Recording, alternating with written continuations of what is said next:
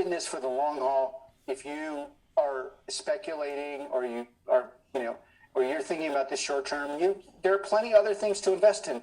We're building the company we believe in. We're going to do it for the long haul. There'll be ups and downs. My lawyers won't let me say more than that, but it's obvious. And if you want something else, it's a huge world. Buy some other stock. You don't have to buy Palantir. No one's forcing you. We're completely liquid.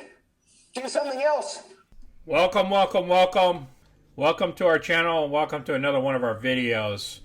As you can hear, I always like to play the CEO of Palantir Technologies so you understand where he's coming from. Now, today what we're going to do is we're going to cover, there's so much news articles that came out this last week. I'm rolling them up, and I'm just going to touch bases on a few of them, and then I'll place them all down below in the description. Now, I'm going to show the good and the bad for all shareholders and future shareholders, because you need to know this information so you can figure out if this is a stock for you or not.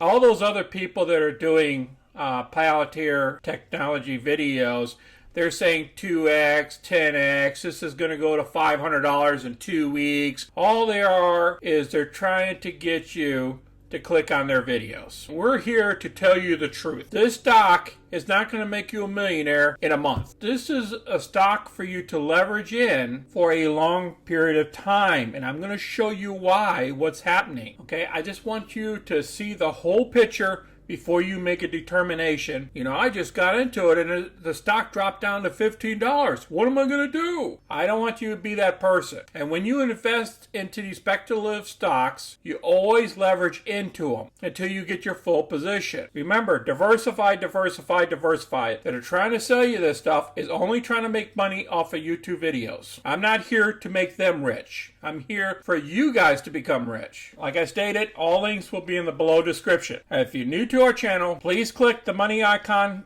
below so you can see our past videos. And smash the like button if you like our videos, and subscribe. Now let's get busy. This is our current position that we have in Palantir. We currently own 500 shares. We have no options against her. The last option expired on the 16th. We already picked up $644 off of a previous position that we had in the stock. This is the current status, Palantir share price. And the reason why I show you this, and you see this downward action, and we lost like almost 3%. This is a part of the New York Stock Exchange. The NASDAQ, the Dow, and the S&P all went higher, and we dropped 3%. A lot of tech companies has dropped 3% as well. Let's look at the recommendations here from the analysts. Currently, they maintain an underweight. As you know, Wall Street, a lot of Wall Street, they don't like this because the company, all they care about is growing the company and not about their spending. All right, let's look at one recommendation. The buy and hold just came out on April 14th. This is from the Motley Fool Group. They're stating it's for the future. Buy these 3 stocks, and ours is one of them. And it talks about the platform. It talks about the Lord of the Rings. You can read this yourself. It'll be down below. They talked about how the revenues rose 47% to $1.1 billion, and they increased their average revenue for their 20 customers jumped 34%. to $33.2 million, but their net loss widened from $580 million to $1.17 billion, mainly due to stock-based compensation expenses and costs of the direct listing last September. They expect their revenue to rise at least 30% in fiscal year 2021, but still remain unprofitable. Remember what the CEO says in the beginning. He is trying to build a company for the long term. So if you're a short-term investor, this might not be the stock for you. From Thomas Neal, he says hold off on the stock until enthusiasm returns. In this article, he states that the enthusiasm level of Palantir has declined, and that's why the stock is dipping. At a glance, the bull case for Palantir shares makes sense. There's plenty of signals for the big advantage over rival data analytics firms when it comes to business with the federal government. Over time, as defense, national security, and civilian agencies depend more on data than firepower and manpower. It's named like this, one that could lock down a larger share of the federal contracts, but that will take time. and he's talked about the hold rating and a $20 share price target, and then they come up with the contracts that they won, and the bottom line says stay away unless it dips further. If the shares fall further from here, say $10 to $15 per share, then give this stock a second look. Now let's cover what ARK Invest is invested in. The CEO of ARK, with his Kathy Woods, is invested in Palantir Technologies. Their position is 1.63% of the overall portfolio of this ETF. And this is based off of 416, which was just a couple days ago. She is diversified. Here's the current insider's activity. Now remember, this company has not been around for 12 months. The number of shares been bought was 118 million. The number of shares been sold about 30 million. Total traded is about 148 million. Net activity is 88 million to the plus side, or 89 million if you want to round it up. Now, what you need to look at is these type of listings. You see in one day, 4/13/2021. You see a second.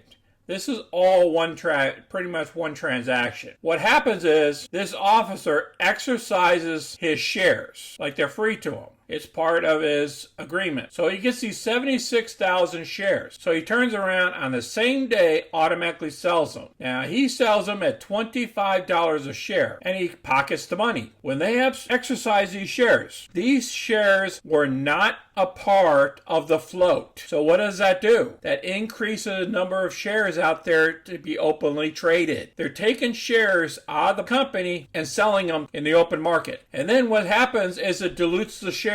Here is the current short positions that we're at. I want you to look at the outstanding shares. Currently at 1.8 billion shares. Almost 2 billion shares are outstanding in this company. The float size almost 1.35 billion shares. These are tradable shares. The short percent of the float is currently 4.28%. That was an increase from March 15th, which was 3.6%. So they increased by 27.2%. Now, in the overall picture, it doesn't seem like a big move here, but if shorts think they can make more money off the company, then they're going to short your stock. Okay, each one of these ticks represent one day. So some of these short sellers are betting on them to go down here to the 15 level. I believe we're still going to stay down here at the 21 to 22 level and up here to the 25 level until earnings come out. And then depending on the earnings, if they're good or if they're average, we could spark up from there.